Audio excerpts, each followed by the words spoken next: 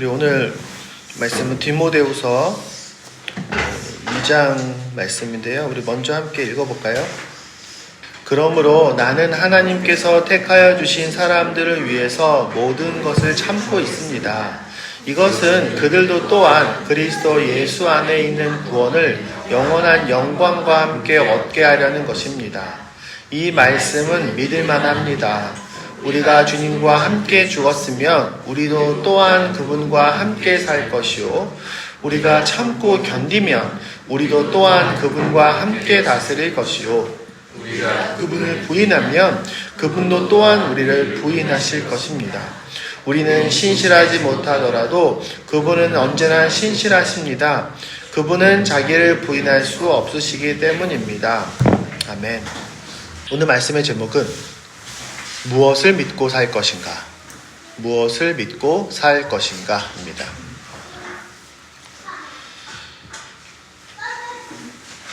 우리는 지금 예배 드립니다. 우리 다 같이 예배 드리고 있는 이유가 뭡니까? 우리는 그리스도인이니까. 물론 우리 아이들은 엄마가 교회를 가니까, 아빠가 가니까 따라왔다고 생각할 수도 있어요. 하지만 또 때가 되면 그거랑 상관없이 나는 그리스도인이니까 예배해 라는 것을 깨닫는 날이 오기를 바랍니다. 왜냐면 우리는 믿음이 있거든요. 우리 어른들은요. 그러니까 여기 있겠죠. 근데 우리는 제가 항상 얘기합니다. 뭐든지요, 그냥 그런가 보다 하고 믿으면 안 돼요. 뭐든지, 아주 사소한 거라도. 믿음이 뭐죠? 여러분, 믿음이 뭐냐라고 질문했을 때 여러분은 뭐라고 대답하겠습니까? 우리 아이들이 아빠, 엄마, 근데 제가 교회를 다니다 보니까 믿음이라고 하는데 믿음이 뭐죠? 그냥 친구 믿는 거랑 똑같은 건가요? 이렇게 물어볼 때 여러분이 뭐라고 대답하겠습니까? 믿음을 사전으로 보면요, 어떤 사실이나 사람을 믿는 마음, 이렇게 되어 있습니다. 보이지 않는 것, 당장 느껴지지 않는 것을 사실이라고 믿는 겁니다. 그러니까 믿는다는 그 마음이, 믿는다는 마음이 말이죠. 저는 이 컵을 믿지 않아요. 왜? 보이니까, 만져지니까, 그리고 이렇게 당장 마실 수 있으니까 믿지 않아요. 근데 엄마 아빠의 사랑은 믿어요. 엄마 아빠의 사랑을 보이나요? 보이지 않아요. 가끔 엄마 아빠 출근하면 눈에 앞에 안 보여요. 하지만 우리는 믿어요. 엄마 아빠의 사랑을 믿는 거예요. 어린이집에서는 애기들 엄마 인사하게 안녕 어린이집 잘 가면은 애기가 막 엄마 떨어질 때 막 엉엉 울고 난리 나요. 왜?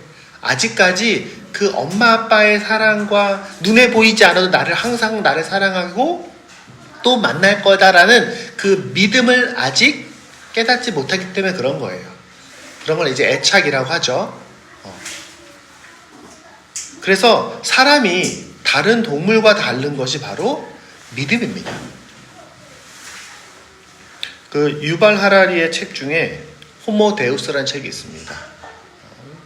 나중에 이제 아이들도 크면 이런 책들도 좀 읽으면 도움이 많이 됩니다. 이 책에는 이런 여러 가지 내용들이 많이 있는데, 이 책에서 제일 중요한 내용 중에 뭔가 하면, 인간이 성장하고 인간이 발전을 하고 인간의 문명이 이렇게 커지고 하는 가장 중요한 핵심적인 인간 능력이 뭘까?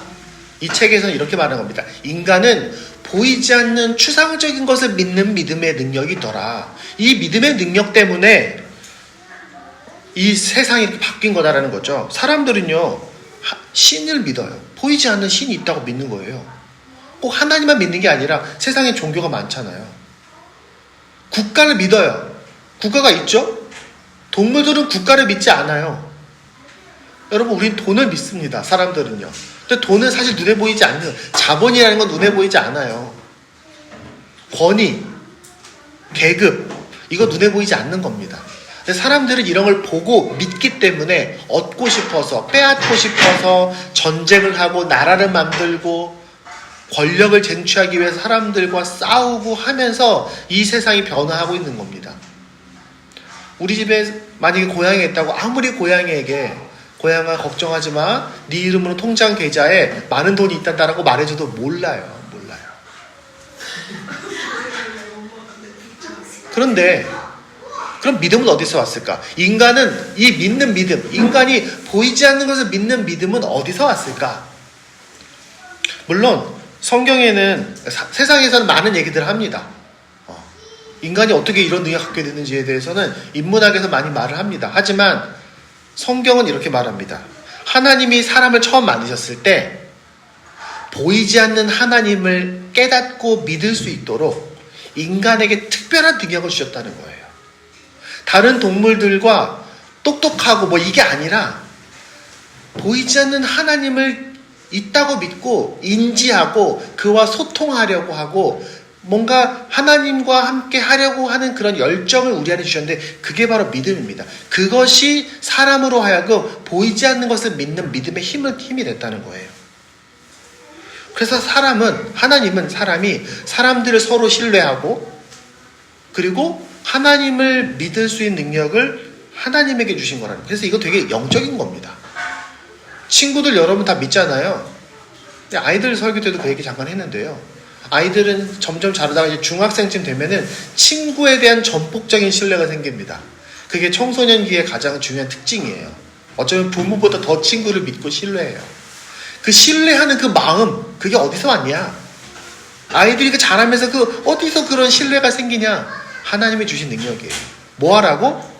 사람들이 서로 믿고 신뢰하도록 또 하나님을 보이지 않는 하나님을 믿으라고. 근데 죄가 나타났을 때 인간이 죄를 짓는다면 인간의 죄성은 뭘 합니까? 결국엔 그걸 공격하는 거예요. 하나님에 대한 신뢰를 깨뜨리고 사람들에 대한 신뢰를 깨뜨리는 게 죄예요. 그래서 아담과 하와가 선악과를 따먹은 이야기는 결국에 뭡니까? 하나님에 대한 믿음을 저버리고 그것 때문에 아담과 하와가 싸우죠. 거기서 죄가 시작이 되는 겁니다. 그럼 사람들은 뭔가를 믿고 싶어하는 마음이 사라질까요? 그렇진 않아요. 사람들은요, 하나님에 대한 믿음을 깨뜨리고 사람에 대한 믿음이 어긋나기 시작하지만 믿고 싶어하는 마음은 여전히 있어요. 그럼 뭘 믿을까요? 이제부터 내가 믿고 싶어하는 또 다른 신, 내가 믿고 싶어하는 또 다른 돈, 내가 믿고 싶어하는 종교, 정치, 이런 것들을 믿기 시작하는 겁니다. 잘 보세요. TV 보면요, 사람들이요, 참 종교처럼 정치를 이야기한다라고 느껴집니다. 우리가 힘들 때 왜 이런 믿음이 깨지나 생각을 해봤습니다. 우리가 좋을 때는 신뢰할 수 있어요. 우리가 사이가 좋을 때 저를 믿어지죠. 우리 은행도요, 돈을 잘 벌고 하면 은행도 저를 믿어줘요. 그래서 예전에는 돈을 빌려주세요. 은행에 가면은 내가 널 뭘 믿고 빌려줘? 라고 말하지만 제가 돈을 막 벌고 있잖아요. 그럼 너는 믿을만하군요 하면서 큰 돈을 빌려주기도 합니다. 또 삶에 문제가 없으면요, 가족들도 크게 싸울 일이 없어요. 네. 건강하고 돈 잘 벌고 삶에 주위에서 누가 문제를 안 일으키면은 가족들은 화목해요. 물론 유혹이 있을 수는 있지만, 네. 많은 부부가 편안할 때는, 문제가 없을 때는 그냥 적당히 잘 지냅니다. 근데 언제 위기가 왔을 때 갈등이 생기죠. 경제적인 문제가 생기거나 건강에 문제가 생기거나 자녀들이 뭔가 문제가 생기면은 그 가정에 갈등이 생깁니다. 우리의 신앙도요, 삶이 어려움이 있잖아요. 그러면 하나님이 안 계신 것 같다라고 느낄 수 있습니다. 왜 그럴까요? 첫 번째는요, 인간적인 이익 때문에 그렇습니다. 사람들이요, 교회를 다닐 때 많은 사람들이 내 뭔가 이익 때문에 교회를 다니는 경우가 있어요. 아니, 물론 이익이 있죠, 교회를 다니면. 하지만 이익이 내 신앙생활의 중심이라고 생각하면은 그 이익이 사라질 때 하나님에 대한 믿음이 깨집니다. 내가 돈을 잘 벌겠지, 또 편안하게 해주겠지, 내 자식이 잘 되겠지, 나 높은 자리에 올라가겠지, 내 사업 잘 되겠지 라는 마음으로 신앙생활을 하고 기도를 하고 예배를 드리고 하면은 언젠가는 그 믿음은 깨지게 돼 있어요. 그건 100%입니다 사실은요. 왜? 인생이라는 게 마음대로 안 되거든요. 물론 하나님 우리에게 복을 주셔요. 복을 주시지만 세상 산다는 게 항상 그렇진 않잖아요. 그래서 내가 이익을 중심으로 내 생각만으로 하나님을 믿으면, 이익만으로 하나님을 믿으면 내 믿음은 깨질 수밖에 없습니다. 인생이라는 게 그래요. 두 번째는 뭐냐면요, 내 감정만으로 하나님을 믿으면 또 그렇습니다. 내가 사람이 우울하고요, 내가 지치고 슬프고 낙심되면요, 사람에 대한 믿음뿐만 아니라 하나님에 대한 믿음도 깨집니다. 그래서 제가 궁금했어요. 정말 그럴까? 정말 내가 마음이 우울해지면 믿음이 깨질까? 그래서 막 열심히 찾아봤어요. 요즘에 워낙 인터넷이 좋아서 번역이 잘 되니까 외국인 논문들을 보는 게 어렵지 않습니다. 그 스트레스 호르몬 중에 코티졸이라는 호르몬이 있습니다. 코티졸. 네. 나중에 여러분 배워요. 아마 이유와도 나중에 교과서에 나오는 단어입니다. 분명히. 이 코티졸은 어디서 나오냐면요, 사람에게 신장이 있잖아요. 신장의 위쪽에 부신 피질에서 나오는 호르몬입니다. 이게 되게 중요한 호르몬이에요. 사람의 생존을 위한 호르몬이어서 이 호르몬은 스트레스 막 받잖아요. 내가 살아야 되잖아. 당장 내가 살아야 되니까 장기적인 건강은 집어치우고 당장 내가 살기 위해서 막 나오는 호르몬입니다. 그럼 코티졸이 막 나오면 어떤 일이 벌어질까요? 혈당이 막 올라가요. 왜? 에너지를 막 써야 되니까. 지금 당장 도망가야 돼. 만약에 막 야수가 나를 발견했어. 그럼 막 도망가야 되잖아요. 그럼 그때 코티졸이 분비되면서 혈당이 올라가면서 에너지가 폭발적으로 나옵니다. 또 면역력 필요 없어요. 면역력이 막 떨어집니다. 거기에 에너지 쓰지 않는 거예요. 또 뼈 생성하지 않아요. 코티졸이 많이 나오면. 왜? 지금 거기다가 에너지 쓰지 않고 내 몸에 에너지를 급격히 쓰는 데 쓰는 겁니다. 식욕이 막 올라가요. 그래서 막 먹어요. 코티졸이 많아지면. 왜? 잘 먹어야 지금 빨리 내가 뭔가 생존할 수 있으니까. 그래서 사실 코티졸은 꼭 필요한 호르몬이지만 많아지면 장기적인 건강에 영향을 미치겠죠. 근데 현대인들에게 코티졸 과다 분비로 인해서 치료받는 사람이 굉장히 많습니다. 네. 근데 이 코티졸이 이거 호르몬과 관련 연구들이 되게 많이 있어요. 이게 많아지면 어떤 일이 벌어질까? 제가 사이언스 논문에서 찾은 것 중에 104명의 성인들에게 14일 동안 매일 아침, 점심, 저녁으로 코티졸의 양을 체크했어요. 부신 피질에 나오는 호르몬 양을 체크하면서 얼마나 나오나. 그리고 나서 여러 가지 설문조사를 하게 합니다. 그럼 그 설문조사 중에 어떤 부분이 뭐가 있냐면은 내가 지난날의 나의 행동에 대해서 후회하냐, 내가 나의 결정과 내가 나아가고자 하는 방향에 대해 신뢰하는가, 이런 내용에 대해서 그 사이에 숨어 있는 거예요. 그리고 나서 나온 결과 중에 하나는 코티졸이 분비되면 나 자신의 결정을 신뢰하는 힘이 떨어지더라, 이런 연구가 있습니다. 그러니까 나를 못 믿는 거예요. 나를 자존감이 떨어지는 거예요. 쉽게 말하면. 그리고 또 이런 수치도 있습니다. 사람들이 모여서 이렇게 집단 실험을 해요. 그럼 여러 가지 테스트를 하는데 서로를 믿고 내가 이 사람을 믿으면 믿는 만큼 투자하는 실험을 합니다. 내가 승현이를 믿으면 내가 만약에 100원 있으면 승현이를 믿으니까 승현이에게 50원을 투자하겠어. 이런 식으로 투자하는 심리 실험을 했어요. 그런데 코티졸이 높게 나오는 사람일수록 투자를 덜 해요. 그러니까 사람에 대한 신뢰도를 떨어뜨리는 거죠. 아마도 생존 때문에 그런 게 아닌가 싶어요. 또 협력하는 거 있어요. 서로 협력해야지. 서로 내 것과 내 것을 갖춰서 해야지 문제가 풀리는 테스트를 합니다. 근데 그때에 코티졸이 높은 사람일수록 협력하지 않는 경향이 있었습니다. 또 도덕적 결정을 해야 될 때 코티졸이 높은 사람들은 도덕적 결정을 하지 않고 당장의 이익에 대한 내 이익적 결정을 한다라는 그런 유의미한 결과들도 있었습니다. 다시 말하면 내 마음이 힘들면요, 누굴 못 믿는다는 거예요. 내가 살아야 되니까. 사람의 죄인이라서 그래요. 그러니까 우리가 마음이 힘들고 지치고 우울하고 하면 하나님에 대한 믿음도 당연히 떨어질 수밖에 없어요. 우리가 우울하고 힘들면 하나님 할 것 같은데 사람의 죄성은 안 그렇다는 거예요. 원래 영적인 것도 마찬가지입니다. 에베소서 4장 27절에 이런 말을 합니다. 악마에게 틈을 주지 마십시오, 이런 말을 합니다. 이 틈이라는 게, 사탄은 우리가 힘들어서 막 여러 가지 삶이 느슨해지면 우리를 막 공격할까, 사탄이 우리에게 막 거짓말을 하고 막 우리에게 두려움을 주고 막 우리 아이들을 공포로 몰아넣고 할까? 아니에요. 사실은 사탄은 그런 식으로 일하는 경우가 별로 없어요. 그럼 사탄은 뭘 합니까? 좋은 생각이 들어가지 못하게 하는 게 더 많은 전략입니다. 우리가 마음이 힘들면요, 예배 드리기 싫어져요. 우리 마음이 힘들면요, 기도 안 나와요. 우리 마음이 힘들면은 찬양할 때 찬양하고 싶지 않아져요. 교회 오는 게 불편해집니다. 왜? 우리 마음이 힘드니까. 그 마음이 힘들 때 그걸 하지 못하게 되는 이유가 뭡니까? 그게 바로 사탄의 영향력입니다. 그럼 믿음이 자연스럽게 무너집니다. 네. 예를 들어서 우리가 강물이 이렇게 있잖아요. 강물이 흘러가잖아요. 이 강물을 오염하고 싶어. 이 강물을 더럽게 하고 싶어.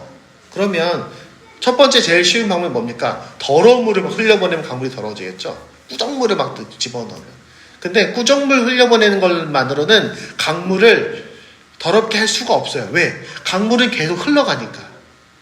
그러면 어떻게 하면 됩니까? 꾸정물 같은 거 흘려보내지 않아도 괜찮아요. 쉽게 할 수 있는 방법이 있어요.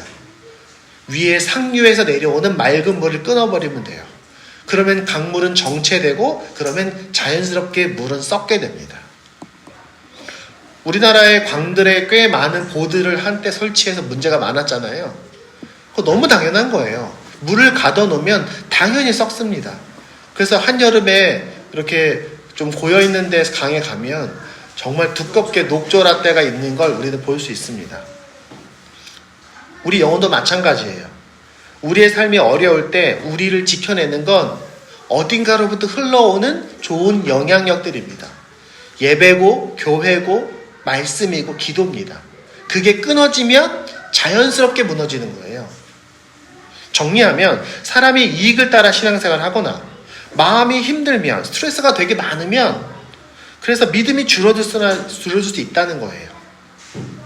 사실 우리가 하나님을 붙잡을 수도 있지만 하나님을 더 멀리할 수도 있다는 겁니다. 우리 인정해야 돼요. 여기 다 인정해야 돼요. 저도 인정해야 됩니다. 내 삶이 힘들면 마음대로 안 되면 하나님부터 멀어지게 될 수 있다는 겁니다. 하나님하고 상관없는 선택을 하게 되고요. 하나님과 상관없는 말을 하게 되고요. 하나님과 상관없는 생각과 결정들을 하게 된다는 겁니다. 그러면 오늘 본문은 뭐라고 하는 거냐? 오늘 본문은 그럴 때 우리가 그럼 뭘 붙잡아야 되냐? 뭐부터 붙잡아야 되냐? 그 얘기를 하고 있는 겁니다. 오늘 본문입니다. 오늘 본문은 디모데후서라고 되어 있습니다. 디모데후서는 그 스승인 바울이 제자 디모데에게 쓴 두 번째 편지예요. 그리고 오늘의 편지는 이렇게 시작합니다. 그러므로 이렇게 시작합니다. 그러므로. 그럼 이 앞에 내용이 중요하겠죠? 이 앞에 내용이 뭐냐면 디모데후서 2장 앞에 이 부분 앞에는 우리의 믿음에 대한 얘기를 계속합니다. 우리의 믿음이 좋은 사람들과 믿음이 좋지 않은 사람에 대한 얘기를 해요. 그래서 2절에는요. 디모데야 너가 믿을 만한 사람들, 믿음 좋은 사람들을 훈련해야 돼. 이렇게 얘기합니다. 그리고 뒤에 보면요. 디모데야 믿음을 저버린 사람들도 있어. 그래서 후메니오하고 빌레도라는 사람 얘기를 합니다. 이 사람은 성격에 아주 이름이 박혔어요. 믿음이 없어서 믿음을 저버린 사람 두 사람 이름이 영원히 남았어요. 그래서 10절에는 뭔 얘기하냐면 이 앞에는 그래서 내가 열심히 할게 이런 얘기입니다. 네. 그러므로 나는 하나님께서 택하여 주신 사람들을 위하여 모든 것을 참고 있습니다. 이것은 그들도 또한 그리스도 예수 안에 있는 구원을 영원한 영광과 함께 얻게 하려는 것입니다. 이렇게 말하는 겁니다. 그리고 나서 나는 말이 뭐냐면 그렇다면 뭘 믿어야 하냐는 거죠. 뭘 믿어야 하냐는 거죠. 11절에 이렇게 되어 있습니다. 이 말씀은 믿을 만합니다. 라고 말하는 거예요. 자, 잘 믿어야 돼. 믿지 않는 사람들이 있어. 그럼 뭘 믿을 거야? 그런 상황에서 우리가 뭘 믿을 만할까? 여기서 영어로 이렇게 써 있습니다. It is a trustworthy statement. 믿을 만한 문장이 있다라는 거. 믿을 만한 문장. 그래서 뭐라고 돼? 영어로 보면요. if we로 시작하는 4개의 문장이 나옵니다. 헬라어로 찾아보면요. A로 시작합니다. A도 다 if라는 뜻이에요. 그래서 if we로 시작한 4개의 문장이 나옵니다. 같이 한번 볼까요? 첫 번째는 우리가 주님과 함께 죽었으면 우리도 또한 그분과 함께 살 것이요. 우리가 참고 견디면 우리도 또한 그분과 함께 다스릴 것이요. 우리가 그분을 부인하면 그분도 또한 우리를 부인하실 것입니다. 우리는 신실하지 못하더라도 그분은 언제나 신실하십니다. 그분은 자기를 부인할 수 없으시기 때문입니다. 이 문장이 믿을 만한 문장이다 이 말이에요. 우리 삶이 힘들고 지치고 깨지고 복잡하고 뭘 믿어야 될지 잘 모르겠고 혼란스러울 때 너네가 끝까지 믿어야 될 거가 바로 이거라는 겁니다. 그러면 제가 이 4개의 문장을 정리해봤습니다. 3개로 묶었어요. 3개로 묶어가 이겁니다. 우리가 죽어도 그가 살리신다. 두 번째, 우리가 견디면 그가 승리하게 하실 거다. 세 번째는 우리는 흔들리지만 그는 결코 흔들리지 않는다. 이 3개가 trustworthy statement라는 겁니다. 정말 믿을 만한 문장이다 이겁니다. 이거 머리 한번 간단하게 보겠습니다. 첫 번째, 우리가 이 세상에서 부족하게 죽어도 그가 살릴 거다. 이 말이 뭐냐면요, 우리에게 부활이 있다는 말입니다. 여러분 다 죽겠죠? 사람들은요 다 죽는다는 걸 알고 있어요. 그래서 죽기 전에 모든 걸 다 누리기 위해서 열심히 삽니다. 우리도 열심히 살아야 돼요. 하지만 우리도 뭐가 다릅니까? 죽는 게 끝이 아니라는 것을 알고 있는 사람들입니다. 죽는 게 다가 아니야. 죽음 이후에 더 본질적인 우리의 인생이 있어. 그래서 세상 사람들은요 부활이 안 믿어지니까 이 세상에 집착하는 거예요. 그래서 우리가 항상 기억해야 됩니다. 아무리 삶이 힘들고 지쳐도 뭘 생각해도 이 세상이 전부가 아니야. 이 인생이 다가 아니야. 사람들은 지금 당장 먹고 살고 누리고 입고 차 타고 살고 하는 그 모든 것들이 전부라고 생각하고 온 힘을 다하지만 아니야. 그렇지 않아. 그게 바로 우리가 첫 번째 믿어야 할 문장입니다. 그래서 우리 삶이 힘들고 좀 잘 안 되고 좀 내가 원하는 대로 좀 안 돼도 괜찮아. 내가 이거 다 못 누려도 내가 저 사람처럼 저렇게 멋지지 않아도 괜찮아. 이게 다가 아니니까. 나는 이 세상 전부가 아니니까. 이게 다 아니니까. 그러니까 우리가 이것이 우리 삶에서 되게 중요한 첫 번째 명제가 됩니다. 우리 삶이 아무리 힘들고 혹시 내가 정말 큰 건강에 큰 어려움이 있어도 또 내가 회사에서 뭔가 잘리거나 내가 뭔가 문제가 있어서 경제적으로 큰 어려움에서 파산이 와도 내가 뭔가 열심히 준비한 뭔가가 다 실패하더라도 괜찮아요. 물론 힘들지. 하지만 우리가 그때도 잊어서는 안 되는 게 이 세상의 끝이 아니라는 겁니다. 그리고 두 번째는 이겁니다. 우리가 참고 견디면 그게 희망 없이 견디는 것 같아도 결국 그가 승리하실 거라는 겁니다. 요즘에 주위의 사람들을 보면요, 교회 다니는 사람들이 별로 없어요. 우리나라가 교인이 굉장히 빠르게 줄고 있습니다. 물론 전 세계적으로 보면요, 교인은 늘고 있어요. 세계적으로 보면, 전 세계를 다 보면. 하지만 한국은 줄어들고 있어요. 저희 사무실에 가끔 상담을 와요. 목사님들이 성역 공부하는 것 때문에 상담을 오면은 대부분 다 이런 얘기 합니다. 우리 교회에 다 70 넘으신 60, 70 넘으신 어르신들이 대부분이고 젊은 사람들하고 아이들이 다 교회를 빠져나가고 있다. 어떻게 해야 되냐. 그래서 이 성역 공부를 하려고 한다 이러면서 이제 찾아오시는 분들이 많이 있습니다. 여러분 만약에 우리나라에 우리 교회만 남는다면 기독교인이 어떨까요? 만약에 이 대한민국에 우리 교회가 마지막 교회라면 모두가 다 예수님을 거부했어. 그러면 여러분은 신앙을 지킬 겁니까? 괜찮을까요? 가끔 저는 그런 생각 한 적이 있어요. 근데 예수님도 12명으로 시작했어요. 12명이 지금 20억, 30억이 된 거거든요. 그분은 그동안 살아서 역사하셨어요. 혹시 여러분 주위에 아무도 예수를 믿지 않더라도 우리가 다시 희망의 씨앗이 되면 됩니다. 그는 반드시 우리를 승리하게 하실 거고 오늘 말씀처럼 우리를 이 땅을 다스리게 하실 겁니다. 그분과 함께 이 땅을 다스리게 하실 거예요. 부활하게 하셔서 다스리게 하실 겁니다. 제가 지난주에 원하지 않게 서울의 봄이라는 영화를 2번이나 봤어요. 혹시 여러분 아세요? 서울의 봄? 너무 보고 싶은데. 네,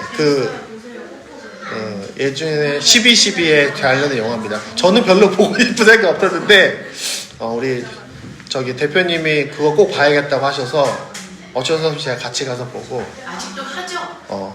그리고 지난주엔 또 유화가 영화를 하나 보자 했던 유화가 아빠와 함께 영화를 하나 봐야 한다면 서울의 봄으로 하겠소. 그래서 그러냐. 그래서 어쩔 수 없이 또 가서 2번이나 봤어요.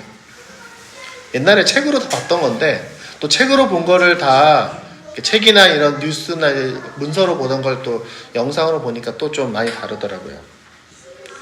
근데 그 영화 잘 아는 것처럼 악의 승리로 끝납니다.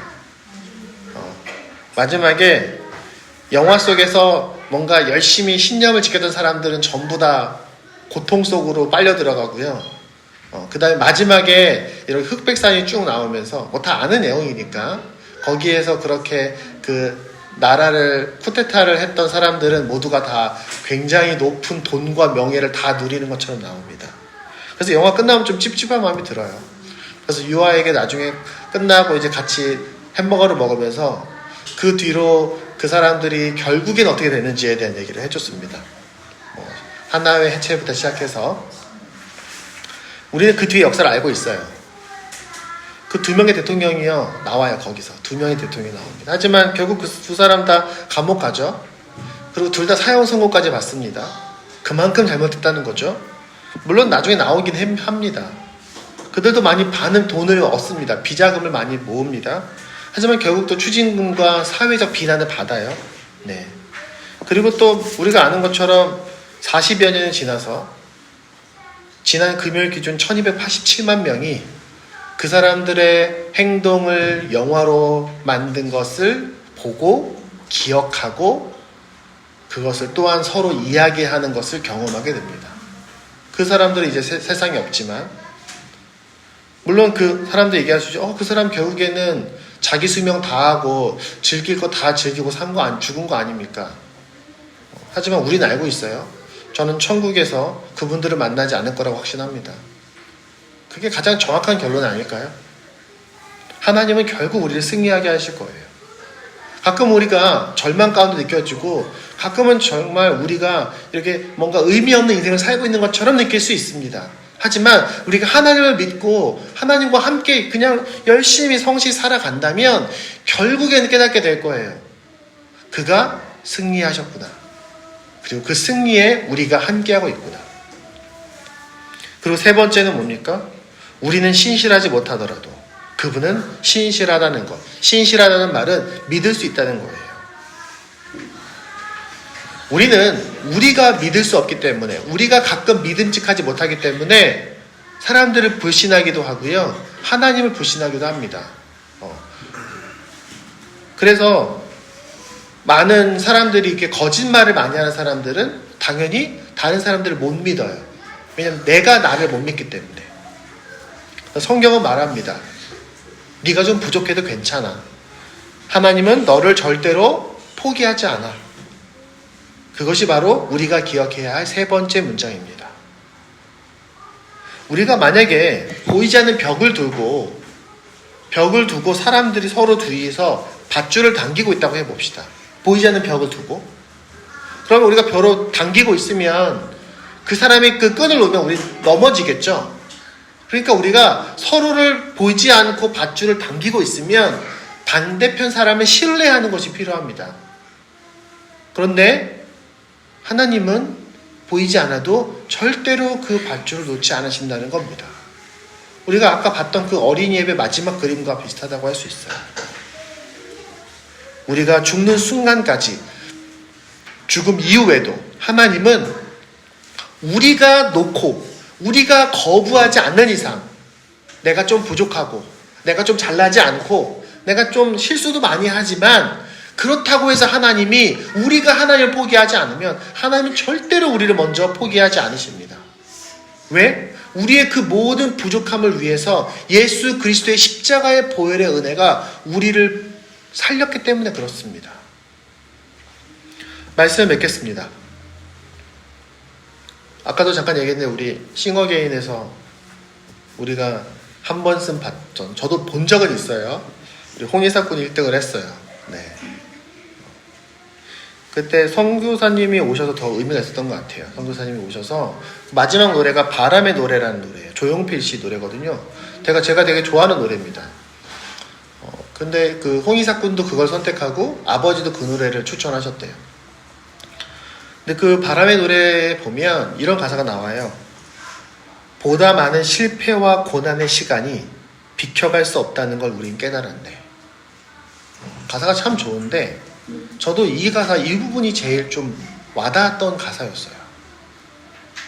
그래서 마지막에 조용필은 이렇게 말합니다. 그래서 나는 사람들을 사랑하겠다. 이렇게 노래는 끝납니다. 하지만 맞습니다. 우리는 이 세상 살면서 실패와 고난을 피해갈 수 없어요. 우리가 아무리 우리 여기 있는 서연이, 산이, 우연이, 승현이, 유하가 행복하고 성공만을 살아가길 우리가 아무리 간절히 원하고 기도할지라도 이 아이들도 살면서 크고 작은 실패와 고뇌와 고통과 절망을 경험할 수밖에 없어요. 하지만 그때 우리는 기억해야 됩니다. 그때 우리의 삶을 붙잡아주는 것은, 우리가 붙잡아야 되는 것은 눈에 보이는 어떠한 이익도, 우리의 감정도, 우리 주변에는 힘 있는 사람들이 아니라 보이지 않는 우리의 세 가지의 문장. 그가 우리를 결국 살리실 거다. 그가 결국 승리하게 하실 거다. 그리고 그는 결코 우리를 포기하지 않으신다. 이것이 바로 trustworthy statement. 정말 믿을 만한 문장인 겁니다. 이 문장의 공통점은 뭡니까?